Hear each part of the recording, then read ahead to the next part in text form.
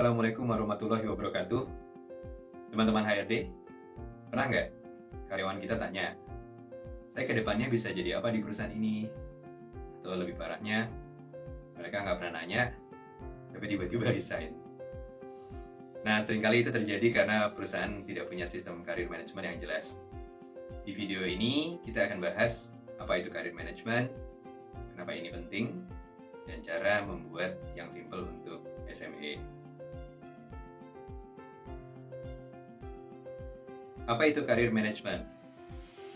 Karir manajemen itu bukan sekedar promosi jabatan ya, tapi proses mengelola perkembangan karir karyawan di dalam perusahaan.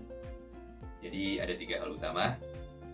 Yang pertama, karir path, yaitu jalur karirnya kemana.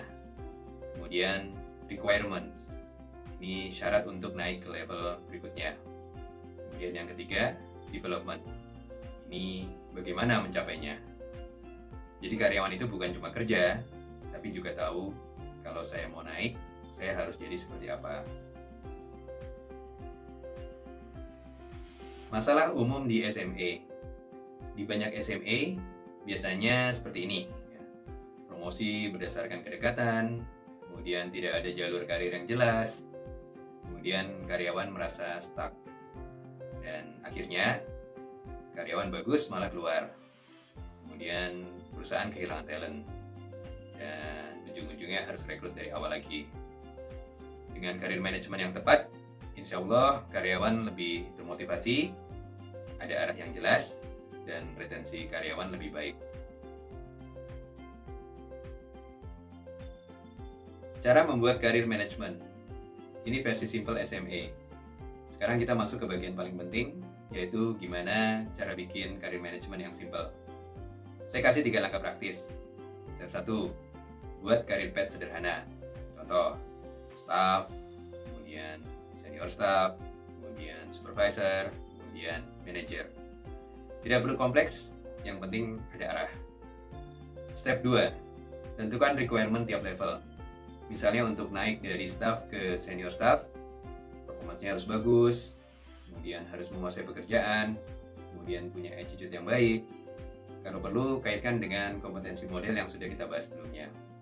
Dan step 3, siapkan development plan, misalnya rencana coaching dari atasan, kemudian berikan tambahan tanggung jawab, kemudian berikan training tertentu.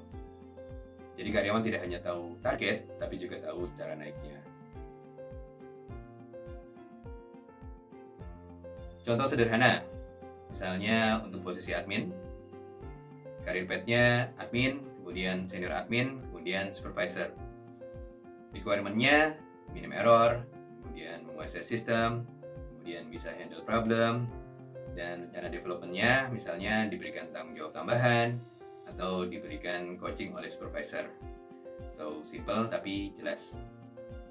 Oh ya teman-teman HRD, jangan lupa di akhir seri video saya ini, insya Allah saya akan share ebook Manual HRD Jilid 1 dan 2 yang berisi panduan praktis bagi teman-teman HRD untuk mengelola SDM secara profesional. Dan ini merupakan versi detailnya dari seluruh materi video kita. Jadi teman-teman HRD, karir manajemen itu bukan soal jabatan saja, tapi soal memberikan arah dan harapan kepada karyawan. Kalau ini jelas, insya Allah karyawan akan lebih loyal dan berkembang bersama perusahaan. Di video berikutnya kita akan bahas compensation and benefits. Wassalamualaikum warahmatullahi wabarakatuh.